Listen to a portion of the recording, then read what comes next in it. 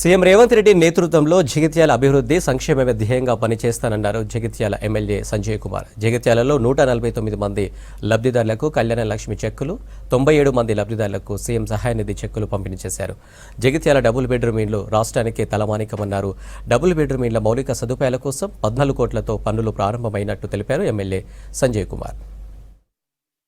రేవంత్ రెడ్డి గారి కుటుంబ సభ్యులతోటి నాకు వ్యక్తిగతంగా ఉన్న పరిచయంతో మరి ఇక్కడ ఉన్న పరిస్థితుల్లో జగిత్యాలలో చాలా పనులు మనం మొదలుపెట్టుకున్నాం. మరి ఈ పనులన్నీ ఎందుకున్నాయంటే అన్ని పెద్ద పెద్ద పనులే. ఈ డబల్ బెడ్రూమ్ అడగడం ఇడిచిపెట్టే ఊపుకునేది కాదు, పెంచుకుంటే ఆగేదా జల్ అయ్యేది కాదు.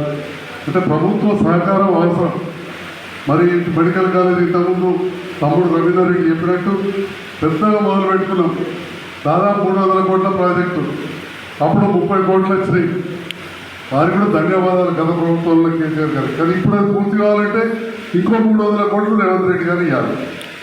మరి లేకపోతే ఇంతకుముందు నేను చెప్పినట్టు ఎత్తుకుంటే ఆగారు దించుతూకోరు అన్నట్టు ఇడిచిపెట్టే ప్రజలు కోరు చేద్దామంటే మన దగ్గర నిధులు ఉండేవి. మరి ప్రభుత్వంతో కలిసి పనిచేయాల్సిన అవసరం వచ్చింది. బయట మాట్లాడటం మస్తుగా మాట్లాడతారు. మరి ఇవాళ ఒక 100 కోట్లు లేకపోతే మనకు డబుల్ బెడ్రూమ్ పూర్తి కాదు. దాదాపు 4,500 మంది పోతున్నారు. ఇల్లు అంటే 20,000 మంది పోతారు జయించాలి.